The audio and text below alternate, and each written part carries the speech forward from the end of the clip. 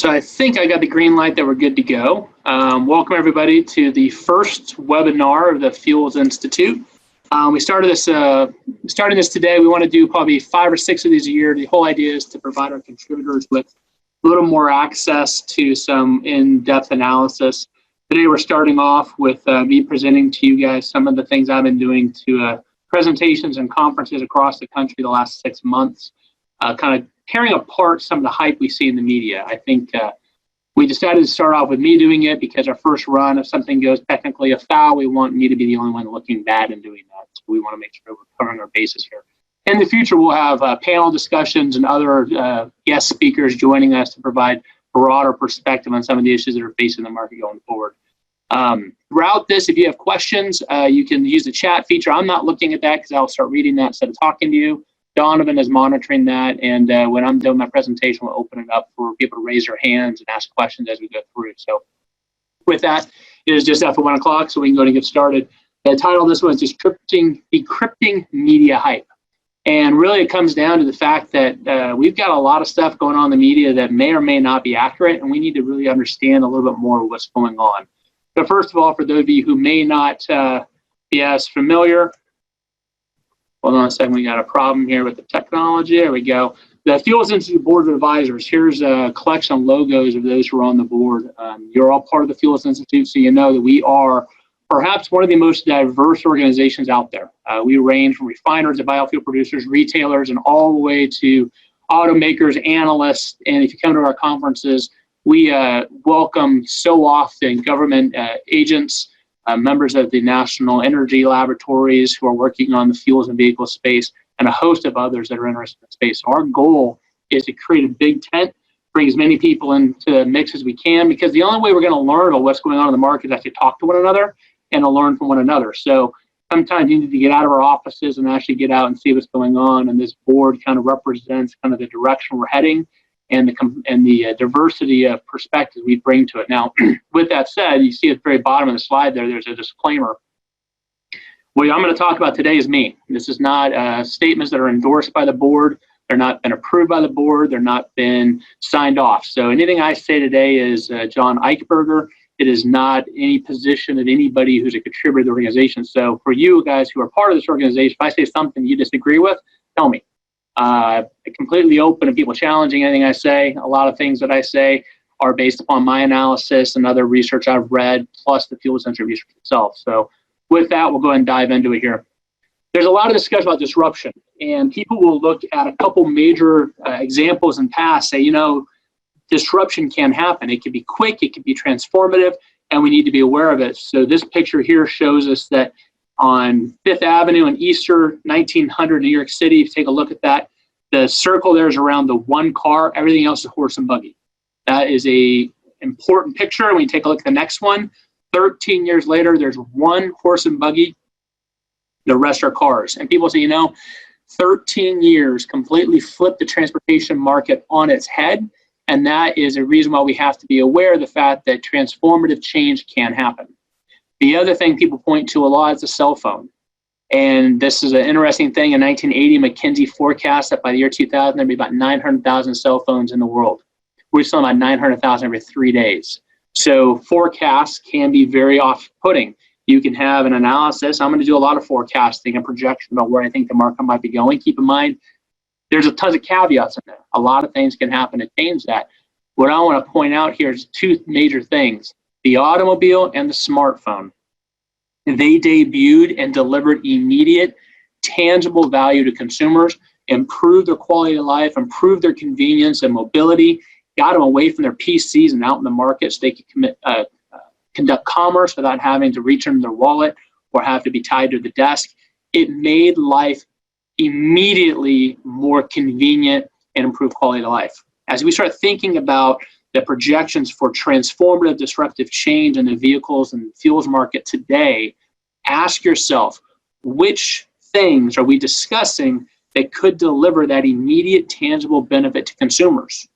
And to be honest, from my perspective, I've not seen anything that's going to deliver such compelling value to consumers that they're going to abandon everything they've done in the past and shift to a new transportation paradigm overnight.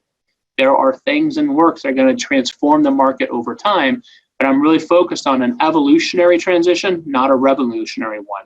And here's many of the reasons why.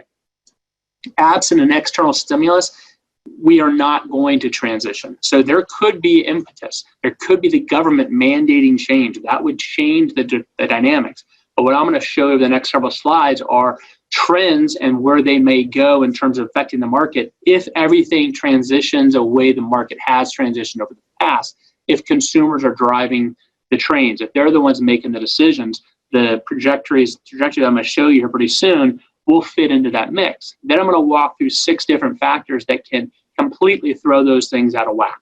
And I think it's important to keep in mind that the external stimulus that can change the flow of the market, we have to pay attention to that because it can have disruptive impact on the market. Even so, disruption is a definition. And the question we have to ask ourselves is how long does disruption take and when does the future that we're envisioning actually arrive?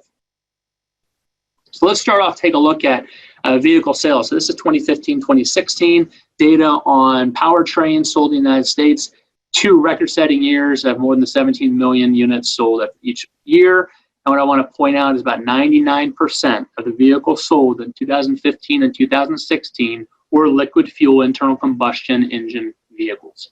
The headlines we're seeing that the electric vehicle revolution is upon us, you have to ask yourself, really? In the last 2, in 15 and 16, electric vehicles and plug-in hybrids accounted for 0.7 and 0.9% of the market. If there's a race going on, I don't think that we know it yet because we haven't quite seen evidence of that. I like to use the analogy, if we're going to a race, the EV market's just now starting to lace up their shoes, but they haven't quite figured out how to get to the racetrack yet. We've got a long way to go. Then people go, hey, but what about 2017? You know, another 17 million units sold last year. And let's take a look at what happened. In 2017, we did see an increase in electric vehicle and plug-in hybrid electric vehicle sales, a 26% increase, which is a phenomenal rate of growth. Combined, they represented 1.1% of vehicles sold in 2017. So we saw a 29%, almost 30% growth rate in sales in 2016, a 26% growth rate in 2017. These are outstanding achievements for this technology. But we have to keep in mind the market is a big market. 17 million vehicles sold, and how many markets are in the fleet? How long will it take for this type of sales trajectory to have an impact? There are tons of forecasts on EV market adoption. This chart plots 4. So Navigant Research did a forecast for the Fuels Institute a couple years ago. That's here. U.S. Energy Information Administration through 2025, Bloomberg New Energy Finance, and Edison Electric. Bloomberg's probably the most aggressive out there. They actually project that by 2030, 40% of all light-duty sales in the United States will be electric, and by 2040, they think 60% market share. In this chart through 2025, I show it there because it's about on par. We're looking at about between 4.5% to maybe 11% of sales by 2025 could be electric or plug-in hybrid electric vehicles. All within the same realm. It's after 2025 that things really get exciting. If you think about it, technology of battery electric vehicles will be delivering potentially by the end of the 2020s vehicles that are price competitive with internal combustion engine absent a federal tax credit. So think about that. Battery prices are coming down. The technology can evolve within the next 10 years or so to provide a cost competitive alternative. They're also going to have vehicles that are going to be giving 300 to 350 mile range, which is consistent with what consumers need. Recharge in under 30 minutes. We already have that today. So we're starting to see within the next 10 years an evolution of this technology that can really make it a competitor in the market with internal combustion engines and give the consumers a realistic choice. I can choose an electric vehicle or I can choose an internal combustion engine vehicle and get similar performance and similar range and similar refueling and recharging times. At the same time, the consumers of that era, the late 2020s, are going to be very accustomed to the electric vehicles. They will have had 10 to 15 years of experience. The younger generation will have never known a time when electric vehicles didn't exist, and that's going to be an opportunity for that market to gain some traction. So through 2025, I don't anticipate a whole lot of aggressive change in terms of sales, but after that, we start seeing some hockey sticks in the trajectories.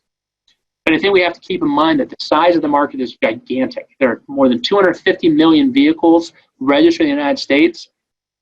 And I have always been asking people, how long does it take for the market to turn over? So last year, I pulled up some numbers and ran this chart. This chart shows that if every vehicle sold January 1, 2017 was equipped with some new feature, whatever it might be. It would take about 7 years before that technology was present in 50% of the vehicles on the road. Think about that. Ubiquitous, 100% market conversion, still 7 years, maybe more, until the market is dominated by 50% or more of that feature. Put in context, electric vehicles at 1.1% market share, and you start seeing that they've got a heavy road to climb in order to gain significant market share of the vehicles on the road. But they're making progress. And this chart here I delivered to the House Energy and Commerce Committee last week. It's a shift from a chart I've been using in the past. I want to say, okay, if we had a 26% increase in 2017 for total sales of battery electric and plug-in hybrid vehicles, what would happen if we continue that trajectory of 26% growth through 2025? After that, I dropped the sales growth rate, annual growth rate, to 20%, because let's be honest, once you get to a couple million vehicles being sold, continuing a 20% plus sales rate growth is going to be near impossible.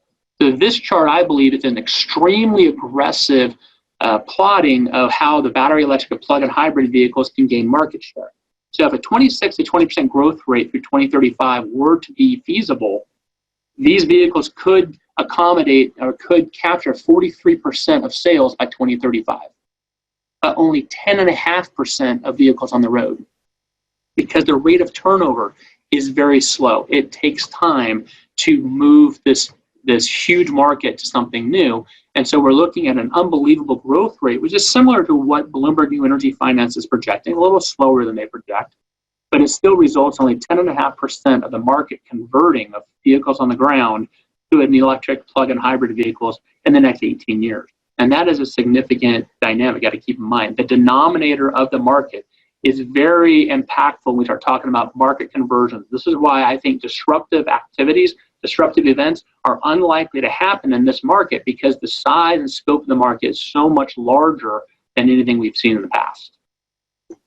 But if those sales do materialize and 43% of vehicles in 2035 are electric plug-in, that means about 7.5 million vehicles will be sold that year, plug-in electric or plug-in hybrid. But still, 10 million vehicles sold that year will be internal combustion engine. So even though they have that huge growth rate potential through 2035, the market's still going to be introducing more traditional powertrains to the market than these alternative electric powertrains.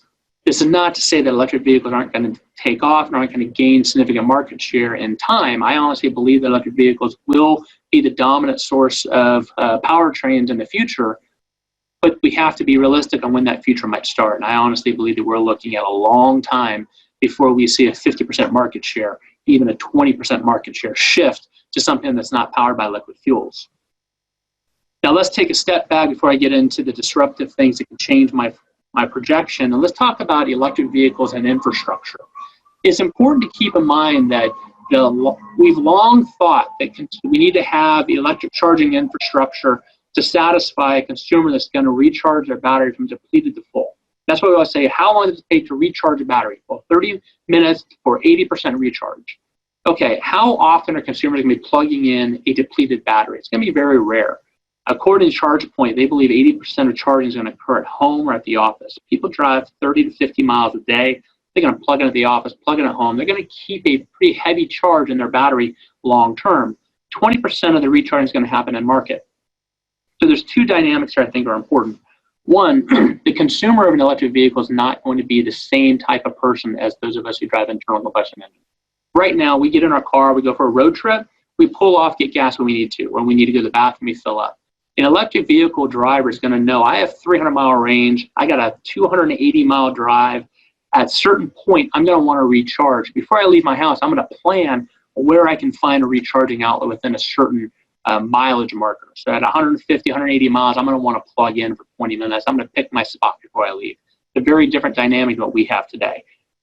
The rest of the time, in-market charging, I view is going to be much more like cell phone, smartphone recharging. Whenever I'm at the airport, if my cell phone is down to 50%, I'm looking for an outlet. I want to plug in, get a 5-minute, 10-minute boost, kick my charge up so that I don't have to worry about running out of charge when I land at my destination. The EV driver may be the same. If they're going to stop off and get a sandwich or a cup of coffee, and they have the option to plug in for 5 minutes and get a 5% boost to their EV charge, they're likely going to do that. And they may actually choose the retail station that has an EV charger because they want that 5-minute top off, that 5-minute boost to keep their batteries where they want it to be for comfort level. So it's going to be a very different market as we move forward. But I think we need to keep in mind that opportunity charging is going to be different than this idea that they have to sit there for 30 to 45 minutes to get a full charge. That's not going to happen very often. So what can completely discredit everything I just said? The first thing I think is what happens if oil prices go up? And we know this because consumers are extremely price sensitive, and they shop around for lower price gas when prices are high, not so much when prices are low. And when retail prices get high, they start really thinking about, oh, how can I reduce my overall energy cost for transportation? And if we take a look at the market since 2011, every single time Brent oil traded at $80 or higher, the average retail price of gas in the United States was more than $3 every single time. And so if we start looking at the global market for oil, if something happens to precipitate an oil market that moves above $80, we start entering a gasoline market potentially that signals to consumers, you need to start thinking again about how to reduce your transportation costs and start thinking about combining trips or possibly buying a more fuel-efficient vehicle or shifting to a non-liquid fuel vehicle to begin with. And this is not just anecdotal. We take a look at what's happened with hybrids over the last several years. So on the left side, consumers who consider hybrid, we ask consumers every year, if you're in the market to buy a car in the next couple of years, would you be willing to consider an alternative? In 2014, when we asked that question, retail gasoline prices averaged about $3.70 a gallon. 82% or 84% of consumers said, I would consider a hybrid. In 2016, when retail prices were down below $2 a gallon, the percent of consumers who said they would consider a hybrid dropped to the low 40s, a 50% drop in interest. And we see that translated in overall sales too. During the same time frame, in 2013, gasoline was about $3.25, and hybrids represented more than 3% of cars sold that year. Well, in 2016, when gasoline was down below $2, hybrids fell below 2% total market share of cars sold. We can use that as a proxy to tell us, you know what, when prices at the pump go up, consumers start considering and actually buying alternatives. It doesn't mean they're buying 50% of vehicles to be an alternative, but we see that increase in interest and that actually increase in conversion at the dealer lots when oil prices go up. That's something to keep an eye on. If oil prices go up, it changes the economics and could make these alternatives much more attractive. The second thread is global regulatory developments. We have to be careful here because there's a lot of noise being made in the press across the world about what the governments are doing. Here's some headlines. The UK and France both said they want to ban petrol and diesel by 2040. China and India want to do it by 2040 and 2030, respectively. And California jumped in and said, wait a second, why are we not leading the charge here? We need to make an announcement too. A couple things about this. You have to read the details in the articles, not just the headlines. Both UK and France have said, yes, we want to do this, but we're going to exclude hybrids from the ban on petrodiesel. Hybrids are internal combustion engines that have a battery support mechanism to improve efficiency. These are internal combustion petroleum-driven vehicles that are excluded from this ban. Now, you look at China and India, and that's a little more interesting. Are we concerned about them? I think we should be. So UK and France combined for less than 5% of the global auto market in 2016. China itself was 31% of all vehicles sold in the world were sold in China. That is a huge market. Keep this in mind also. When you start seeing policies that are set for 20, 30 years out, ask yourself about the stability of the government who's setting those policies. Chances are the UK and France will go through several different leadership changes over the next 25 years. China is unlikely to see any leadership change. So if the Chinese government today is saying we're going all electric by X date, it's quite likely that policy is going to be sustainable through that time frame of implementation. So we need to pay attention because if they command 30% of the market today, in 20 years, it might command 35 to 40% of the global market. This is a global industry. The auto industry is trying to improve economies of scale, satisfy multiple markets with as few variants as possible. If the economics of driving electric vehicle sales in China benefit battery prices, which it will, it'll drop battery prices faster. And it makes it more economical for auto companies to start producing more electric vehicles. The overflow of that production in the United States and the increased number of models and units being available in the United States because of the economics of doing it for the global market could come into play. Capitalizing on that is this. India wants to go all electric by 2030, China by 2040. Combined, OPEC believes by the year 2040, they're going to combine for 40% of global GDP. That is a huge economic powerhouse that is stated they want to go all electric. We cannot ignore that. If they do proceed along that trajectory and the auto companies take the initiative to satisfy demand of those markets, the implications for the US, North America, and the European market are significant. It's going to make those cars much more competitive, much lower cost, and much more plentifully available, which is going to encourage a faster trajectory to adopt those technologies. Then we also have to look at a broader scope, not just those announcements, but global regulatory initiatives that are really designed to address their Paris Agreement requirements. 60 countries have biofuel programs. 40 countries have a greenhouse gas fuel efficiency program. 20 countries include either nationwide or jurisdictional bans or some sort of limitations on internal combustion engines. 13 countries have zero-emission vehicle programs, and nearly all countries have sort of fuel sulfur regulatory requirement. This is important because as countries and municipalities start looking at how do we address certain issues, they're going to look at examples. They're going to look globally and see who's done what and how has it worked.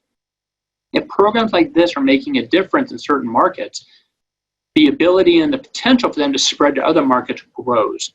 And as we become more of a global market, that's going to have a much greater impact. And we could see copycat regulations pop up here and there. We're already seeing more interest in low carbon fuel standards at the state level when the United States said they're going to pull out of the Paris Agreement. So we might see more regional policies and approaches to try to address and precipitate changes in the market for both emissions and for congestion mitigation at the local level. The third forecast here is fleets, and this is important because fleets buy more than one car at a time. And so the question is, what happens if Comcast and AT&T and government agencies start buying EVs at a higher rate? Well, it's going to do a couple things. One, it's going to increase the sales of EVs and lower the cost, because the more units sold, the lower the individual cost per vehicle. That's going to make them more price competitive for consumers.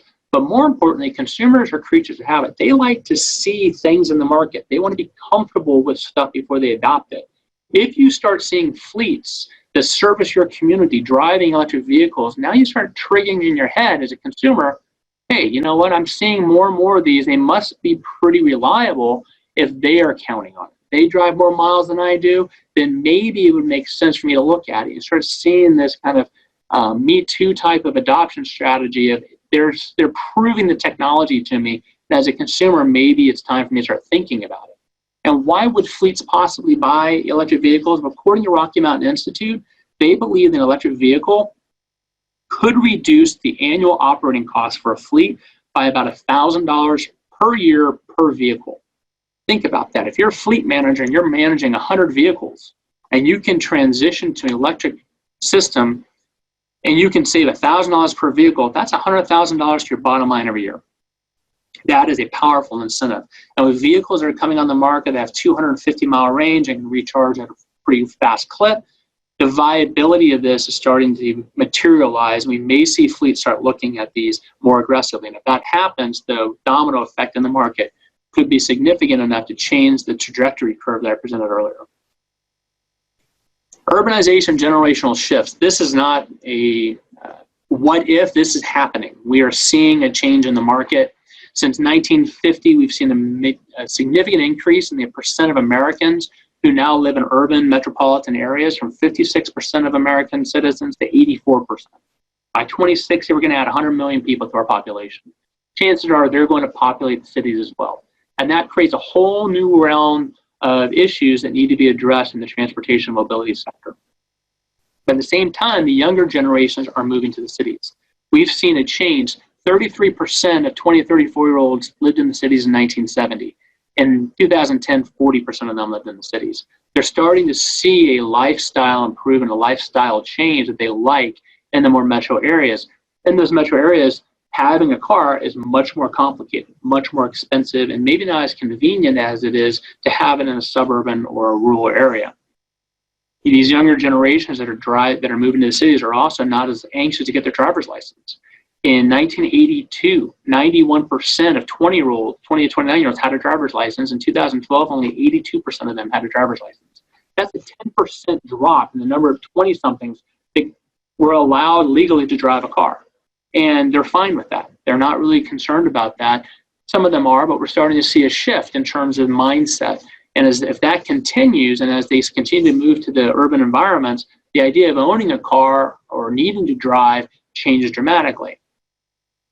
For those who actually do have cars and drive, the 18 to 34-year-olds are extremely more open to electric vehicles.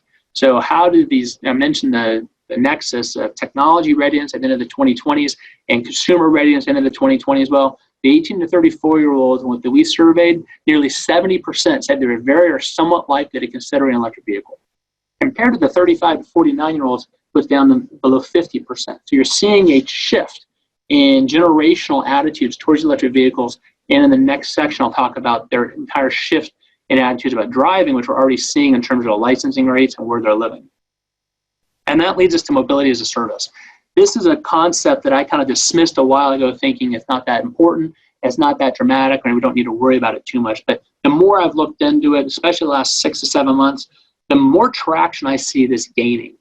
Not necessarily in the way some have presented it, but as a solution that city planners might try to employ as they go forward. So let's take a look at what that is. Deloitte presented to us last year at our annual meeting, Fuels 2017 in Denver, and they presented this data. I've kind of hashed it up and put it into one slide for US only. 23% of Americans say that they use a ride-hailing service at least once a week, and the majority of them are in urban environments.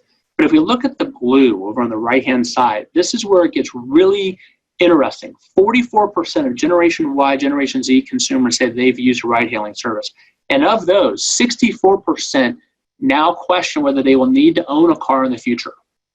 These are the consumers who don't necessarily want a driver's license as much as previous generations, are moving to the cities where having a car might be more of a burden, and who are open to technological innovation. They are willing to take hold of new services and new opportunities as they arise much more readily than the older generations, and they're now questioning, do I need a car in the future, especially if these services gain traction? So last year, I probably got 15 different emails from people saying, John, what do you think about this article? And every time I saw the headline, I knew that the source was Tony Seba and his think tank RethinkX. And I've labeled this slide as forecasts like this are ridiculous, because RethinkX believes that soon as autonomous vehicles are approved for regular driving on the roads, 95% of all miles traveled in the US within 10 years will convert from personally owned vehicles to an electric, autonomous, on-demand mobility service. Now, their report argues that this type of service could be 10 times cheaper than owning your own vehicle. I do not disagree with that. That is possible. If you get the driver labor out of it and you get the electric vehicle savings on fuel incorporated, maybe you can see a 10 times savings reduction for using an on-demand service compared to owning your own car. But 95% conversion of all miles traveled in 10 years is absolutely impossible. That fourth bullet there says oil dropped to the low 20s. If oil drops to the low 20s, retail gasoline prices are going to drop probably to $1 or less, which means consumers aren't going to have the incentive to move into this new service, which means that 10 times cheaper estimate is probably blown out the window because gasoline prices are going to be so low.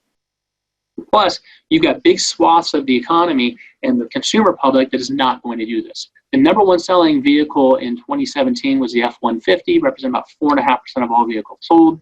Pickup trucks represent about 15%. It is very unlikely that a pickup truck driver is ever going to give up their keys and call for an autonomous electric vehicle to pick them up. People who have to take their kids to multiple events on the weekend are unlikely to wait for somebody to come pick them up and move them from point A to point B several times throughout the day. There are certain elements. But what he has done is he's created a discussion item. And it got me thinking about what are city planners doing. But he's not the only one thinking this way. Bob Lutz, former vice chairman of General Motors, is along the same lines. His timeline is 20 years, not 10 years. But he actually believes in an op-ed he penned about 3 or 4 months ago that in 20 years, Americans will be legislated out of the driver's seat. He thinks that autonomous shared electric vehicles will enhance the safety of travel, and that the government will come in and make it illegal for humans to drive vehicles. Now, I don't believe this to be the case in 20 years. I don't really believe this to be the case in 50 years. But the trajectory he's identifying is interesting, because there may be an opportunity in certain markets.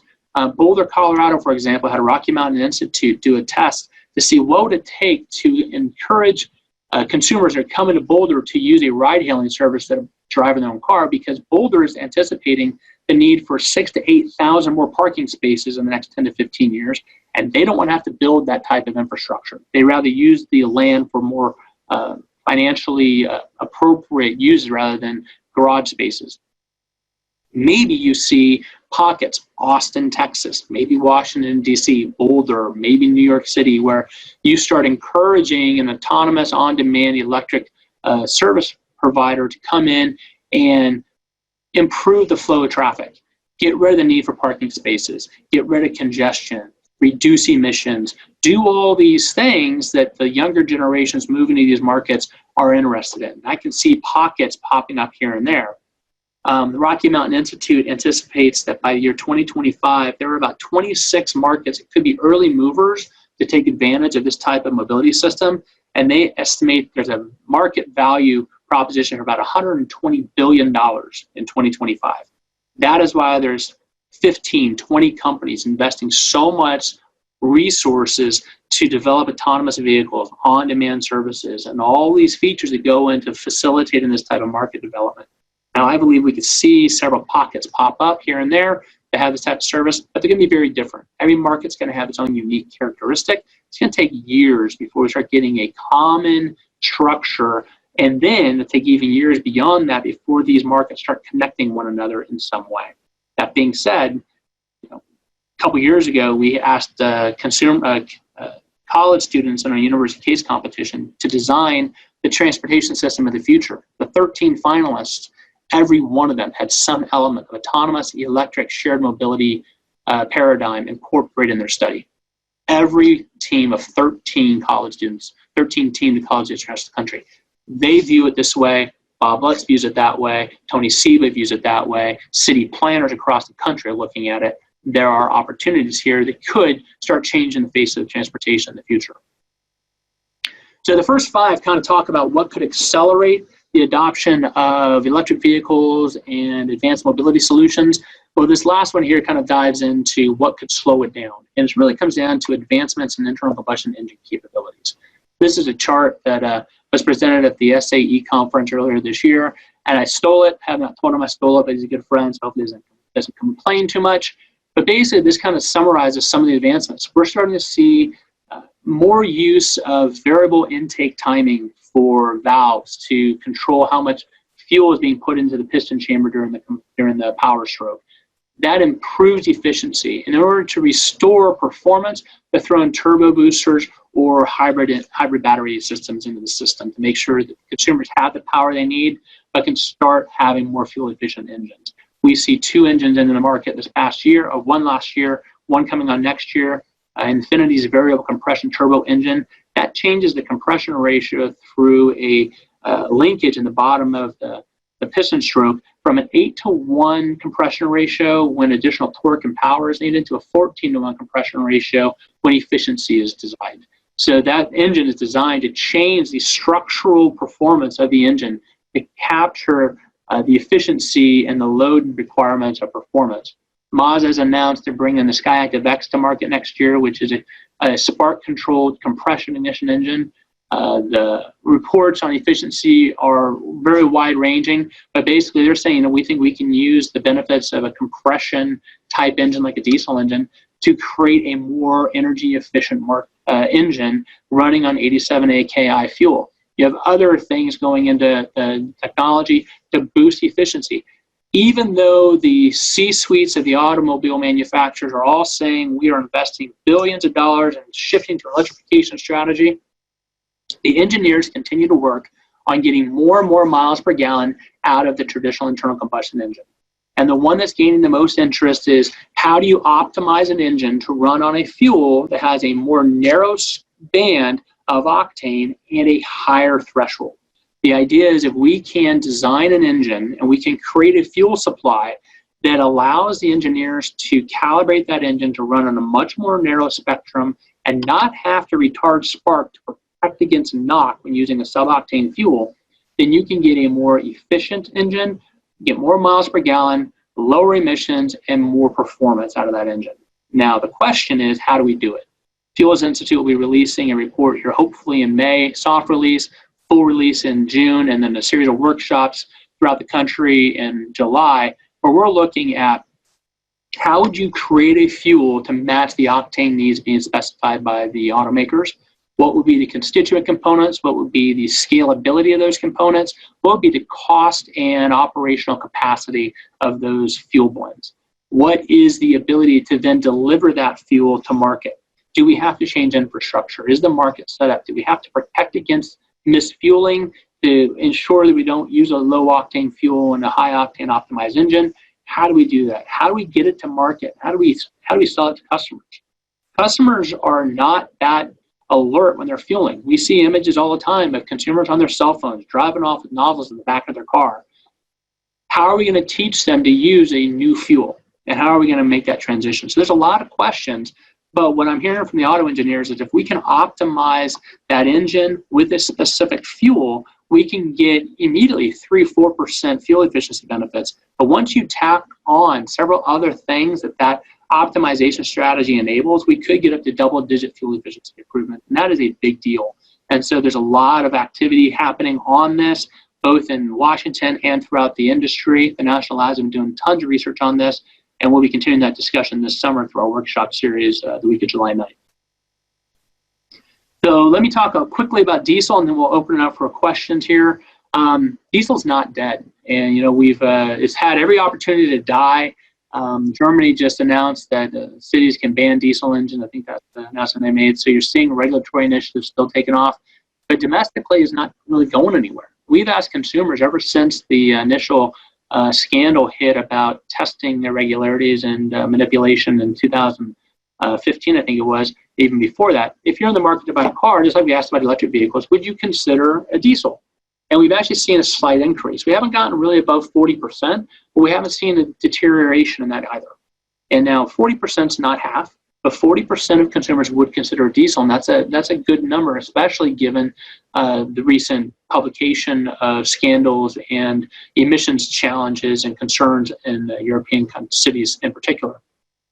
Of the 60% said they wouldn't consider a diesel engine, it's less, about 10% or less say it's because of the emission scandals, but really comes down to the fact that diesel fuel is more expensive. It is price competitive with premium fuel, and it delivers to consumers more energy per gallon, but consumers don't think that way. They see a higher price at the pump, and they go, nah, I don't really want to do that. So that's been the number one reason consumers cite for not wanting to consider a diesel engine. The light-duty market for diesel will remain a niche. As I showed earlier on, is about 2.5% to 3% of the market right now. Vehicle sales and registered vehicles are diesel. In 2025, Navigant Research thinks that that's going to be consistent, that we're not going to see a huge growth in the diesel market for light-duty vehicles being sold and registered in the U.S., but it's not going to go down either. So I believe there's opportunities here. When you talk to retailers, they continue to put diesel into their new stations, and I ask them why. It's only 3% of the market, and their response is that the diesel customer that they typically service is a very good convenience for a customer. They come in with their trucks in the morning and their crews, they fill up their pickup trucks and their equipment, they come in, they buy their food, they buy their drinks, they buy their supplies for the day. A lot of times they swing back by at lunch and after work as well. So if they didn't have diesel at that station, they would lose out on that customer base. And so the diesel customers are very passionate customers. They're not really giving up on their vehicles, and they're looking for new markets and new models available. What we've seen in the last couple of years is that diesel has gained strength. We've seen more models come on the market. Take a look at the left table here, 2016 to 2017. The entire light-duty vehicle market sales decreased by 2%, but light-duty diesels increased by almost 9%. And that's a number of reasons. One, we had a couple of diesel cars come back on the market that had come off the market previously. You've had more CUVs and SUVs be equipped with diesel, and pickups. There was a significant pickup, 1500, that was taken off the market due to EPA evaluations of emissions control technologies. That was off the market for about 9 months in 2016, came back on the market in 2017, and you see there. That last line there, models with 1,000 units or more. So I looked at the Ward's Auto data and said, how many diesel vehicles sold more than 1,000 units? How many models? And we went from 20 models offered in 2016 to 25 offered in 2017. The automakers are bringing diesels to the market, and we're seeing that drive. Clearly, your dominant customer is your pickup truck customer, but they're a customer that's not going to vary. They are very consistent, they're very committed and very loyal, and we're seeing that. We're also seeing Mercedes-Benz had 28,000 units. Land Rover Jaguar started bringing diesels to market last year to amplify their fleet and improve their fuel efficiency. So we're seeing some diversification. We'll see that continues with the European regulations and attention to diesel emissions. Don't know. Again, this is a global market, so it could have an effect, but I suspect that diesel is going to stay in that 2.5% to 3.5% market basket for the long term, and there's still opportunities there. From the commercial side, it's not going anywhere. Diesel will remain dominant through 2025 in terms of sales, in terms of registered vehicles. There really is nothing currently in the market to compete. Natural gas has a small niche and has some opportunities, but it hasn't really grown much last couple of years. If oil prices go back up, natural gas becomes much more price competitive and could gain significant market share again. But as for right now, it's kind of an also-ran. Diesel, gasoline, and the commercial side, there really is no substitute for those just yet. We have seen a couple tractors that are electrified. There's been some orders for those. We'll see. I don't know if when those vehicles be delivered. I don't know what their carrying capacity is and what the range would be if they're fully loaded. But we'll see how the market evolves and what the market decides to do on those. Diesel fuel quality, however, is an issue, and so the Fuels Institute has a Fuel Quality Council. We've heard a lot about corrosion and ultra-low sulfur diesel storage tanks. That's an effort that's been being addressed by the industry, has been for research the last 10 years, and CRC is doing another pretty significant study on that. Our council is focused on a little bit different aspect. There have been concerns expressed by OEMs and fleet managers that they're starting to have additional engine problems, fuel filter plugs, fuel injector failures, and other things in their engines that they believe are caused by an inferior quality diesel product. Whether that is because there's contamination in the diesel fuel coming from the refinery to the ultimate nozzle, or that the specification is not consistent with the needs and requirements of modern day high pressure common rail diesel engines, we're going to try to figure that out. So we are launching an investigation right now, a study with the National Renewable Energy Laboratory to collect data from OEMs, fleet managers, and fuel retailers about customer complaints, engine failures, maintenance records, what is happening in the market, see if we can identify some consistencies across the market that give us some idea of where the problems might originate, and then we'll start tracing what comes from that. On that steering committee right now, this is the logos of those companies that have signed on to help lead this initiative. That engine failure survey is just going to start. We're just putting that together now, be going in the market here hopefully in about 4 or 5 weeks.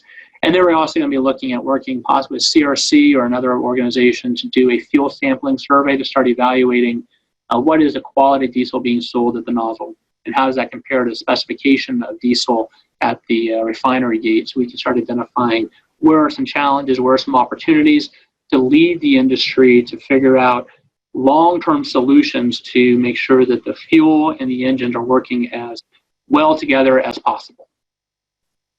And my final observations, light duty, I think electric vehicles are the future. The question is when. That future is the big question mark, and there are a variety of issues that can affect that. The ICE is not dead, but what I've been telling liquid fuels conferences the last 6 months is if the liquid fuels industry wants to remain relevant for the long term, they need to start working together and working with the automakers to optimize fuel and engines to enhance the efficiency of the internal combustion engine, because absent that, the electric vehicles are going to come to the market a lot faster. To either improve what we have or yield ground to these alternatives. Collaboration is critical for both gasoline and diesel. We've got to figure out a way to make it work. And then the two things we need to really pay attention to are government and economics, because as governments make decisions to encourage the market to go one direction, economic realities will shift and accommodate those changes. And for example, if a government tries to mandate electric vehicles in the market, the likelihood is that gasoline prices would fall because demand would suffer. And then you have consumers saying, why am I being forced to buy this technology when gasoline's $1 a gallon? And so that balance between politics and economic reality, from my perspective, will be very interesting to watch for the next 20 to 30 years. And I really think it's going to take about that long to get this all squared away. And with that, Donovan, I'll open up to you to see if we have any questions that I can address. I see a question here from Rick. Give 5 disruptive possibilities that could accelerate EV penetration, one that could slow it. Care to hazard a guess as about which disruptive direction is more likely? I believe that the potential to accelerate EV adoption is more likely than the ability to slow it down. I think the global trajectory, I think the efforts of the automakers and the announcement of the automakers to enhance their investments in a electric vehicle and electrification is going to have a bigger impact on market than would be the ability to slow down the adoption rate. So I think the combination of government policies and the investment of the automakers will contribute to a more rapid reduction in battery costs and make these vehicles more viable. And I think when it comes down to it, if the customer has a choice, now it's up to the customer. I think the consumer's choice will probably be stronger over the next 10, 15 years than weaker. Any other questions, Donovan? Perfect. At this point, we have one more from Peter. Nope, I think that's it actually, John. That is the last question as of now. Okay. I think you all know how to get a hold of me. My email's right there. So anytime you guys have any questions or any comments you want to share with us, please let us know. Amanda has sent out communications to everybody that we've launched 3 new standing committees. The idea being to help our members get engaged with one another, to share perspectives on news stories and new reports that come out, so that we're all kind of staying on top of the issues and sharing and learning from one another. The 3 committees are fuels and infrastructure, vehicles and mobility, and then global markets. Anybody from your organization is welcome to serve on any or all of those committees. Just reach out to myself or Amanda Applebaum and let us know if you want to join on. I think it's a great opportunity to stay engaged. And we'll be working internally to figure out what the next webinar is going to be and get that information out quickly to everybody so you can make plans and spread the word with your colleagues within your business, and let people outside of your business know that they should take a look at the Fuel Institute. I think we're doing some cool stuff, and I hope you guys find value in it as well. And with that, Don, if there's no other questions, I guess we'll say thank you guys for joining us, and we hope to talk to you guys soon. Have a great afternoon.